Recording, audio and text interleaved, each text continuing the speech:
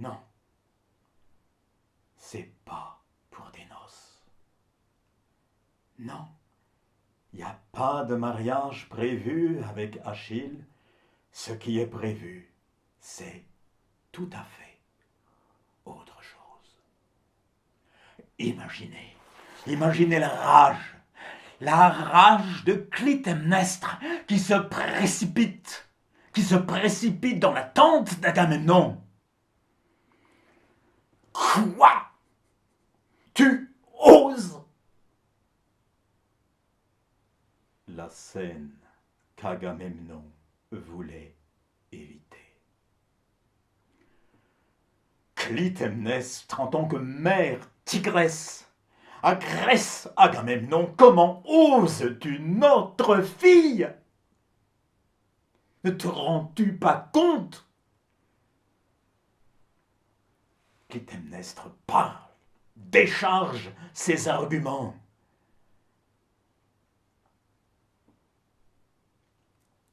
Agamemnon, tout peiné qu'il soit, résiste.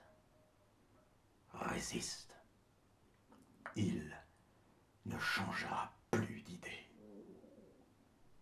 Non. Et la dernière personne à comprendre de quoi il s'agit véritablement, c'est Iphigénie. Iphigénie qui voit ainsi sa mère, son père, et qui leur dit, voyons, la déesse Artémis me demande, demande à ce que je sois sacrifié sur l'autel. Pourquoi me révolterais-je contre la déesse?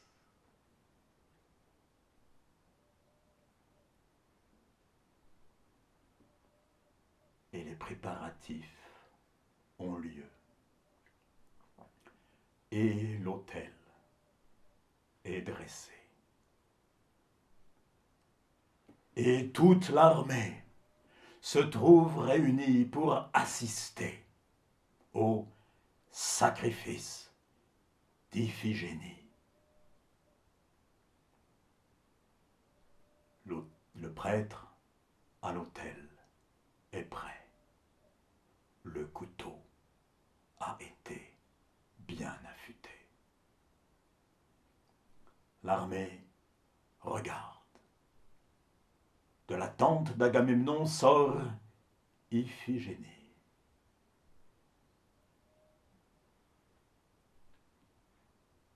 C'est une jeune fille très belle.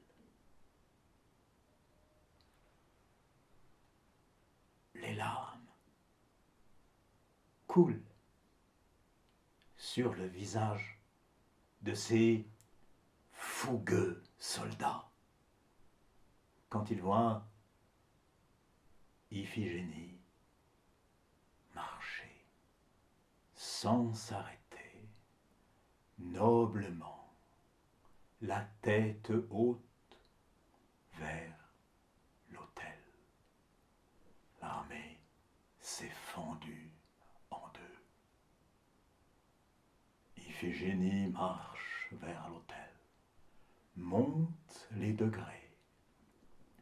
Elle se courbe sur l'autel. Sa tête est à l'horizontale. Son cou est dénudé. Calchas regarde vers le ciel, regarde vers Artémis. Puis il lève son couteau, il fixe le cou de la jeune fille et il frappe.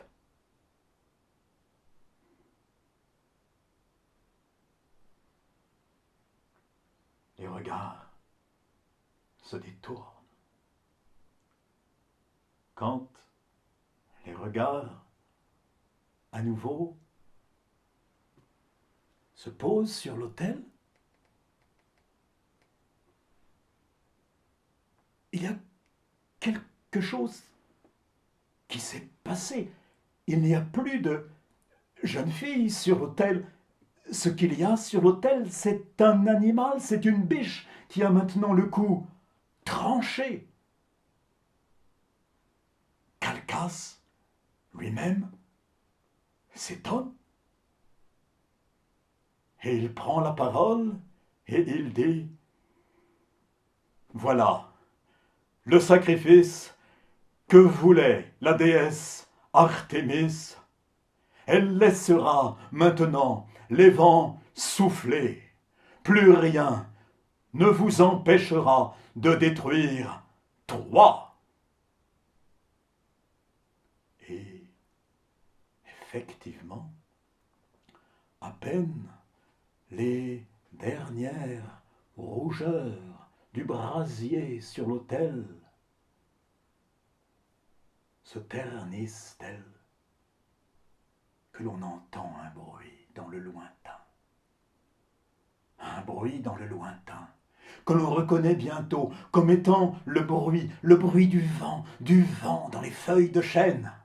Oui, maintenant, c'est là, les chênes tout autour commencent à danser, il y a les vaisseaux qui dansent aussi, toute l'armée pousse des cris de joie, on s'élance maintenant sur les navires et on hisse les voiles. L'armée part pour la ville de Troie. Avant de poursuivre, peut-être une petite question. Nous, hommes modernes, hommes du XXIe siècle, hommes et femmes du XXIe siècle, qui est Hélène?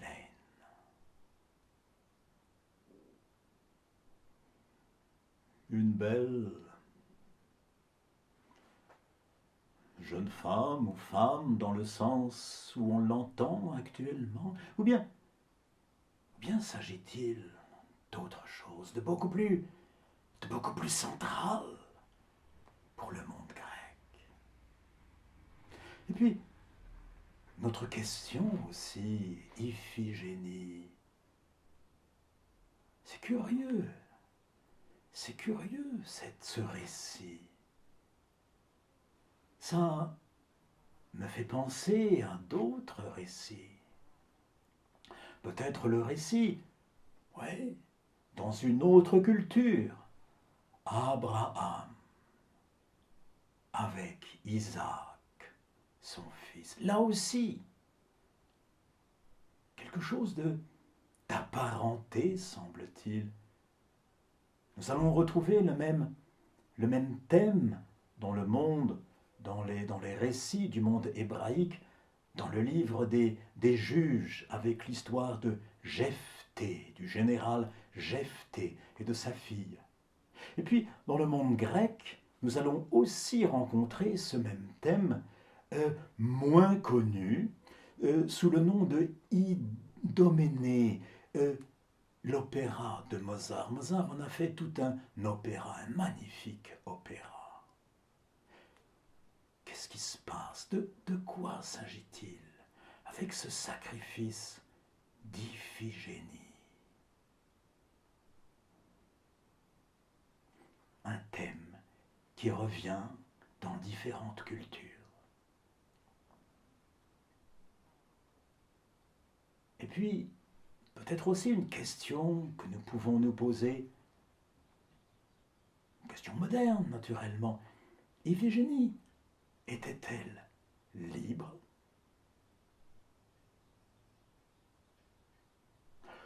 Ou bien était-elle contrainte et forcée, ma foi, de par la volonté paternelle? Iphigénie était-elle libre? De quoi? Si oui, où se situe là, oui, la question de la liberté chez Iphigénie?